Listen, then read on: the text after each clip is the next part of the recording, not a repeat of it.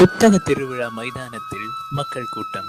காதல் மொழி அரங்கில் தன் காதலி கலைச்செல்விக்காக காத்திருந்தான் பொன்னீலன்.